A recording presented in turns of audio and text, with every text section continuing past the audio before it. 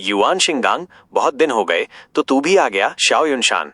Elder yuan और Shao युनशान एक दूसरे को घूर रहे थे, जैसे पुराने दोस्त जो सालों बाद मिले हों, लेकिन फिर भी उनकी नजरों में अजनबीपन था, मानो उनकी दोस्ती कभी थी ही नहीं।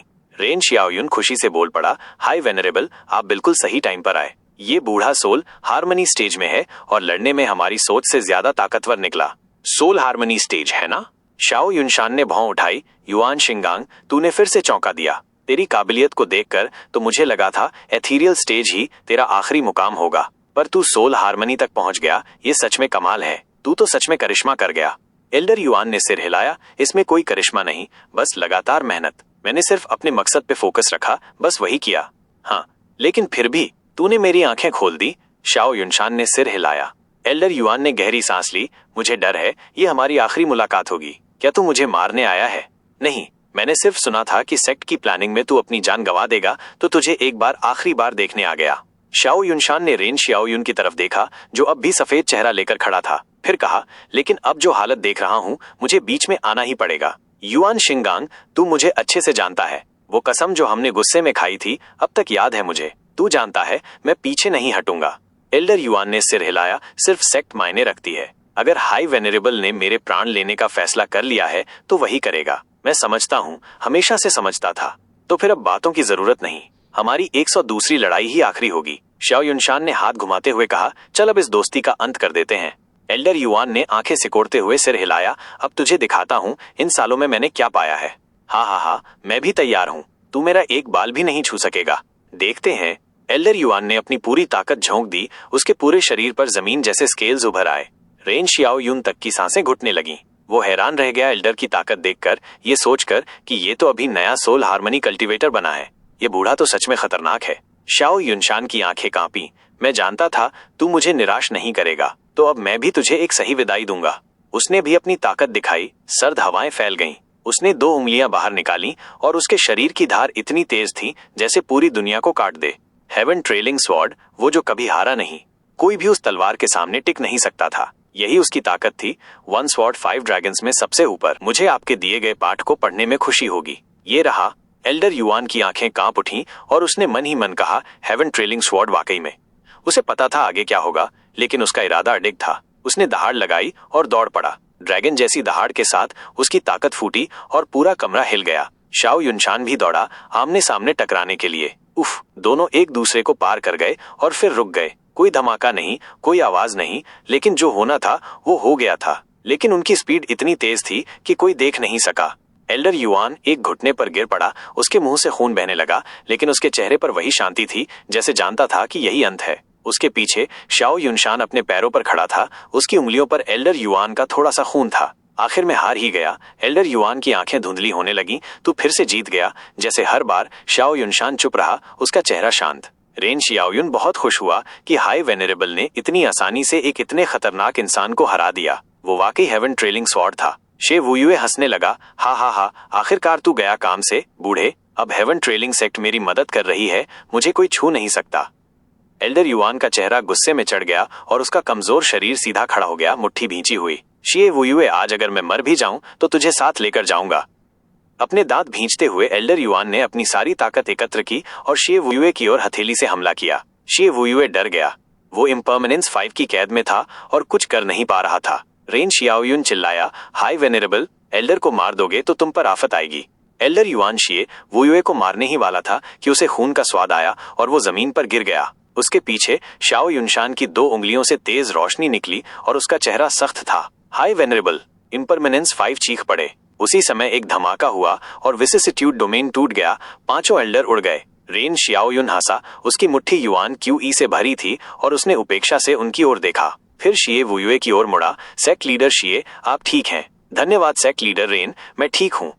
हाथ जोड़ते हुए शिए वुयुए ने सांस ली और फिर एल्डर युआन की ओर देखकर कहा, हाई वेनरेबल, माफ कर देना, लेकिन तुझे मेरा सामना करने का मौका ही नहीं मिला। अब से डेमन स्कीमिंग सेक्ट मेरा है। कोई भी मुझे रोक नहीं सकता, यहाँ तक कि तू भी नहीं। जीवुयु ने हाथ उठाया और एक काली पंजे जैसी ताकत बनाई और उसे इम्पर्मनेंस 5 की ओर फेंक दिया। खून की उल्टी करते हुए इम्पर्मनेंस 5 मारे गए। एल्डर शी की आखिरी आवाज थी, हाई वेनरेबल, हम भाई आगे चले गए। धड़ाम, उनके शरीर जमीन पर गिरे। हाई वेनरेबल ने वो आवाज सुनी, लेकिन उसके चेहरे पर कोई भाव नहीं था। वो बैठ गया, चेहरे पर मुस्कान थी। शाओ युनशान, इतने साल बाद तुझसे एक बात कहनी थी। मेरे पास एक और डिसाइपल है, एक सच्चा जीनियस। वो दिन आएगा जब वो सारे जीनियस को पीछे छोड़ देगा। मैं तो बेकार था, लेकिन मेरा डिसाइपल एकदम अलग है। समझदार, संस्कारी, ईमानदार।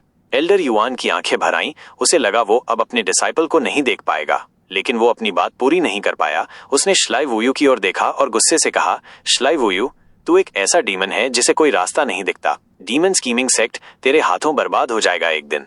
चुप हो जा बूढ़े। डीमन स्कीमिंग सेक्ट अब एक मिडिल 3 सेक्ट है मेरे कंट्रोल में। जुओ फैन का इससे कोई लेना देना नहीं।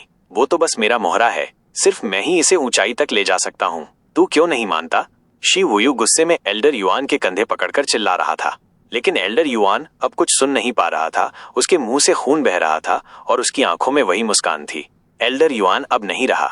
उसका शरीर देख शाओ युनशान ने शी वुयू की पागल सी हालत को देखा और एक लंबी सांस ली। युआन शिंगान, दुख की बात है कि तू कुछ छोड़ नहीं गया। आह!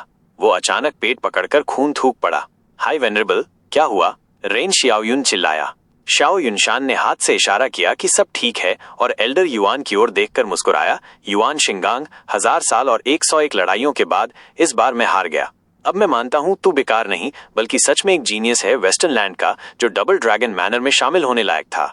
गहरे दुख में डूबा शाओ युनशान वहां से चला गया। रेन शियाओयुन ने देखा कि शी वुयू अब भी पागल जैसे बर्ताव कर रहा है, तो वो उसे नजरअंदाज करके हाई वेनरेबल के पीछे चल पड़ा। उधर बाहर अब भी लड़ाई जारी थी, रुकने का नाम नहीं ले रही थी। आधी रात के वक्त आग की लपटें आसमान तक जा पहुंची। मेन हॉल से बाहर निकलकर शाओ युनशान ने चारों ओर का नरक जैसा नजारा देखा। चीखें, दर्द भरी आवाजें और तबाही का मंजर देखकर उसके दिल में गहरी निराशा भर गई। रेन शियाओयुन पीछे से आकर उसके बगल में खड़ा हुआ। उसने झुककर पूछा, हाई वेनरेबल, क्या डेमन स्कीमिंग सेक्ट वाले हाई वेनरेबल आपके दोस्त थे? आप उनके मरने से इतने दुखी क्यों हैं? अगर सच में दोस्त थे तो उसे मारा क्यों? रेन शियाओयुन ने अपनी बात पूरी की, फिर भौहें से कोड़ ली। हम तो समझ रहे थे आप दोनों दुश्मन थे, कट्टर दुश्मन थे। हाँ, 1000 सालों से लड़ने वाले दुश्मन। शाओ युनशान ने आसमान की ओर देखते हुए गहरी सांस ली और बीते वक्त को याद किया। जब हेवन ट्रेलिंग सेक्ट और डेमन स्कीमिंग सेक्ट के शिष्यों के बीच मुकाबले होते थे, तब मैं सबसे आगे था। हर कोई मेरा नाम सुनकर कांप उठता था। मैदान में ज्यादातर लोग तो मुझसे पहले ही हार मान लेते थे। मैं पूरी ताकत और जोश में था, जबकि डेमन स्कीमिंग सेक्ट के लोग तो जैसे चूहे थे। लेकिन फिर वो आया, डेमन स्कीमिंग सेक्ट का हाई वेनरेबल। हाँ, लेकिन उस वक्त वो कोई वेनरेबल नहीं था, यहाँ तक कि डिसाइपल भी नहीं, बस एक मजदूर। शाओ युनशान हल्का मुस्कुराया। एक मजदूर ने मुझे चुनौती देने की हिम्मत की। मेरी जगह कोई और होता तो जैसे मैंने किया वैसा ही करता। मैंने उसे नीचा समझा, मजाक उड़ाया, लेकिन बाद में समझ आया कि वो कितना भारी पड़ा। 20 साल भी नहीं हुए थे कि वो फिर से मुझे चुनौती देने आ गया। मैंने पूछा कि एक मजदूर मुझसे क्या चाहता है। उसने जवाब दिया कि वो अपनी सेक्ट को फिर से खड़ा करेगा और अपनी सीमाएं तोड़ेगा। मैंने हंसते हुए कहा, तू मुझ तक कभी नहीं पहुंच सकता। लेकिन फिर भी वो नहीं रुका, बार बार मुझसे भिड़ता रहा। शुरू में मुझे वो मजाकिया लगा, इसलिए मैं लड़ता रहा। वैसे भी हर बार उसे हराना आसान था, लेकिन फिर एक डर सा बैठ गया। वो लड़का जिसकी काबिलियत कुछ भी नहीं थी, वो धीरे धीरे मेरी बराबरी तक आने लगा। मुझे गुस्सा आने लगा। मैंने उसे ताना मारा कि तू किसी काम का नहीं, मेरा एक बाल भी नहीं छू सकता। लेकिन वो फिर भी लड़ता रहा। कभी कभी तो मैं उसे मार ही देना चाहता था, और वो भी जैसे जानता था, मानो मुझे मजबूर कर रहा हो कि मैं उसे मारूं, ताकि ये साबित हो जाए कि मैं उससे डरता हूँ। हाँ, सोचो तो हंसी आती है, लेकिन यही सच है। एक मजदूर ने मुझे जैसे सीरियस ट्रेनिंग के लिए मजबूर किया ताकि मैं अपनी जगह बना सकूं। मेरे जैसे जीनियस को मजबूर किया, ये सोचकर भी शर्म आती है, लेकिन ऐसा ही था। इस तरह हम दोनों कट्टर दुश्मन बन गए। शाओ युनशान के चेहरे पर उदासी भरी मुस्कान थी। हमारी लड़ाई बाद में सिर्फ हमारी नहीं रही, बल्कि हमारी सेक्ट्स की हो गई। कौन पहले अपनी सेक्ट को ऊंचाई तक ले जाएगा। वो कई सालों से डेमन स्कीमिंग सेक्ट का हाई वेनरेबल था, लेकिन हमारी लड़ाई कभी रुकी नहीं। मैं उसकी आदत सी डाल चुका था। अब जब वो नहीं रहा तो एक खालीपन सा लग रहा है। अब कोई नहीं जो मेरे बराबरी पर लड़े। मुझे नहीं लगा था कि डीमन स्कीमिंग सेक्ट के हाई वेनरेबल की इतनी कहानी होगी। वाकई प्रेरणादायक। रेन शियाओयुन ने सिर हिलाया। शाओ युनशान ने गहरी सांस ली। वो कमाल का था, लेकिन आखिर में हार गया। दौलत और नाम के पीछे भागते हुए उसने अपनी सेक्ट को बर्बाद कर दिया। शाई वुयू जैसे आदमी ने सब कुछ हथिया लिया, लेकिन उसके पास कुछ भी खास नहीं है। हाँ, जब वो सेक्ट लीडर है तब हमें चिंता की जरूरत ही नहीं। हा। रेन शियाओयुन हंसा। शाओ युनशान ने सिर हिलाया। हमारे जैसे दुश्मनों के लिए दुश्मन जितना कमजोर हो उतना अच्छा। अब वेनरेबल शी के पास शी वुयू की कमजोरी है और वो कभी भी तटस्थ नहीं रहेगा। मिडिल 3 सेक्ट अभी उनके लिए बहुत जल्दी है। अफसोस, युआन शिंगांग की सारी मेहनत बेकार गई। क्या हाई वेनरेबल को अफसोस है? नहीं, शाओ युनशान ने सिर हिलाया। मैं नहीं चाहता था कि वो मरे, लेकिन सेक्ट की भलाई के लिए मुझे वो करना पड़ा जो जरूरी था। अगर उसकी जगह मैं होता वो भी यही करता। ये जैसे हमारे बीच एक वादा था। वो इस बात को सबसे बेहतर समझता था। रिन शियाओयुन ने गहरी सांस ली। ये दोनों हाई वेनरेबल वाकई में बड़े लोग थे जो सिर्फ अपनी नहीं पूरी तस्वीर देखते थे और शानदार अंदाज में एक दूसरे के प्रतिद्वंदी बने। शायद ये कहानी शांति के वक्त में होती तो बहुत भावुक होती, लेकिन जब सेक्ट की बात आती है तो किसी एक को बलि का बकरा बनना ही होता है। डीमन स्कीमिंग सेक्ट का हाई वेनरेबल असल में शाओ युनशान के हाथों नहीं मरा, बल्कि अपने ही शिष्य शाई वुयू के हाथों मारा गया। उस बूढ़े ने जाते जाते एक और शिष्य का जिक्र किया था। बहुत गर्व से उसके बारे में बोला। वो कौन है? मैं उससे मिलना चाहता हूँ, शाओ युनशान ने पूछा। रेन शियाओयुन ने सिर हिलाया और झुककर बोला, हाई वेनरेबल, वो डिसाइपल शायद जुओ फैन ही है जिसने डबल ड्रैगन गैदरिंग में तहलका मचा दिया था, लेकिन शायद अब आप उससे न मिल पाए। क्यों? सुना है शी वुयू ने यूनिवर्सल राइचियस सेक्ट को उसके पीछे भेजा है। ठीक है, अब कुछ मत कहो। शाओ युनशान ने लंबी सांस ली। जब सुपीरियर 3 सेक्ट्स के लोग खुद सामने आ जाएं, तो फिर उस बच्चे के पास कोई मौका नहीं बचता। अफसोस, मैं वाकई में उसका सामना करना चाहता था। शाओ युनशान वहां से गायब हो गया। रेन शियाओयुन अकेला खड़ा रह गया। उधर जंगल के बीचों बीच गुईहू, ची चोंगलोंग, युएर कुई लोंग और बाकी डिसाइपल जमीन पर लुंच पुंच पड़े थे और सामने खड़े इंसान को घूर रहे थे। लूजी, तूने हमें जहर दे दिया? हाँ, और कैसे तुम्हारा युआन क्यूआई सील होता? हाँ हाँ, लूजी ने हंसते हुए उनका मजाक उड़ाया। तभी 2 इनर एथीरियल स्टेज के एल्डर वहां आ पहुंचे। मुट्ठी भींचते हुए ची चांगलोंग चिल्लाया, लूजी, तूने ऐसा क्यों किया? तू हम पर हमला करेगा? हाई वेनरेबल को ये पता चला तो तू बच नहीं पाएगा, बाई लियान ने धमकाया। तीनों हंस पड़े। हाई वेनरेबल, वो तो खुद बच नहीं पाए और तू उनसे उम्मीद कर रहा है? तूने पहाड़ से उठती धुआं और तबाही नहीं देखी? अब लेबर ऑफिस खत्म हो चुका है। तू क्या बक रहा है? गुईहू चिल्लाया। लूजी ने तिरस्कार से कहा, तू तो वैसे भी मरेगा, तो बता देता हूँ। असल में मेरे मास्टर और मैंने इस दिन के लिए सब कुछ प्लान कर रखा था। जो सबसे ऊंचा होता है, सबसे ज्यादा हवा उसी को लगती है। तुम लोग जुओ फान के साथ दिख रहे थे। डबल ड्रैगन गैदरिंग में तो खूब चमके, लेकिन दुश्मन भी बना लिए। मैंने मास्टर की बात मानकर उन सभी से संपर्क किया जो जुओ फान से नफरत करते थे, बस इसी दिन के लिए।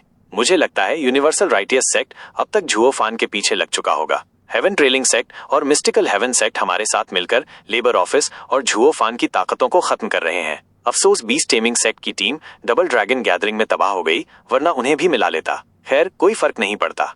तूने बाकी सेक्ट्स को मिला लिया? ची चांगलोंग चिल्लाया। डबल ड्रैगन मैनर बीच में आएगा। लूजी ने हाथ हिलाया। सोचते हैं हमें ये पता नहीं? जब तुम लोगों ने मिस्टिकल हेवन सेक्ट पर हमला करने का बहाना ढूंढा तो हम क्यों नहीं कर सकते? जुओ फान तो अभी एक दिन ही सेक्ट लीडर बना था, कौन उसे मानेगा? हेवन ट्रेलिंग सेक्ट और मिस्टिकल हेवन सेक्ट के साथ हम डेमन स्किमिंग सेक्ट में फैले हुए गड़बड़ियों को काबू में ला रहे हैं। जी वुयुए फिर से सेक्ट लीडर बनेगा और तुम लोग और जुओ फान गद्दार बन जाओगे। कैसा लगा तर्क? हम सही हैं? हा हा। सभी के दांत गुस्से से भींच गए। उन्हें भी पता था कि डबल ड्रैगन मैनर किसी सेक्ट के अंदरूनी मामले में दखल नहीं देता। और हाँ, मास्टर ने ये प्लान बहुत पहले से बना रखा था, चुपचाप सब सहते हुए। उसे पता था कि एक दिन जुओ फान और जी वुयुए आमने सामने आ जाएंगे। जैसे सोचा था वैसा ही हुआ। अब बताओ, मेरा मास्टर कितना तेज है जुओ फान से? लूजी ने ताना मारते हुए भौहें उठाई और अपनी मुट्ठी में युआन के भर लिया। ची चांगलोंग, मैंने कहा था ना, आखिर में सेक्ट का सबसे बेहतरीन डिसाइपल मैं ही बनूंगा। तुम्हें खत्म करके सब सुलझ जाएगा। वो अपनी बात पूरी भी नहीं कर पाया कि 3 लाल रोशनी चमकी। लूजी कांप गया और नीचे देखा। उसके सीने में एक बड़ा छेद हो चुका था। उसने चारों ओर देखा, बाकी एल्डर की हालत भी वैसी ही थी। फिर उसे एक जानी पहचानी छवि नजर आई। ता तुम ग्रैंड एल्डर? पर क्यों? लूजी, तू बहुत बकवास करता है, वरना मैं पहले ही वार कर देता। हाँ हाँ, अभी भी बच्चा ही है। ग्रैंड एल्डर ने मुस्कुराते हुए हाथ का इशारा किया। 100 मीटर लंबा एक बाज निकला और जमीन पर पड़े 2 शवों पर झपटा, उनकी आत्मा को टुकड़े टुकड़े कर दिया। फिर वो बाज लूजी को पकड़ लिया जो अब भी तड़प रहा था। रुको, तुम तो इनर सेक्ट वाले हो ना? फिर क्यों? हाँ, लेकिन ग्रैंड एल्डर की आंखों में चमक आई। मैं सबसे पहले गुईहू का मास्टर हूँ। तो गाइज, इसी के साथ आज का एपिसोड यहीं पर खत्म होता है। वीडियो का दी एंड करने से पहले कुछ बातें डिस्कस कर लेते हैं। और इस तरह खत्म हुई 2 महान हाई वेनरेबल्स की सदियों पुरानी राइवलरी। एक गया सम्मान के साथ तो दूसरा रह गया अकेलेपन के साए में। लेकिन असली खेल तो अब शुरू हुआ है, क्योंकि जो हार गया उसने एक डिसाइपल छोड़ा है, जो न केवल अपने मास्टर की उम्मीद है बल्कि उस दुनिया की भी जो न्याय और बदलाव चाहती है। अब नजरें होंगी जुओ फान पर। क्या वो अपने मास्टर का सपना पूरा कर पाएगा? क्या वो इन साजिशों और गद्दारी के बीच खुद को साबित कर पाएगा? क्योंकि असली तूफान तो अब आने वाला है। जुड़े रहो, क्योंकि कहानी अभी खत्म नहीं हुई।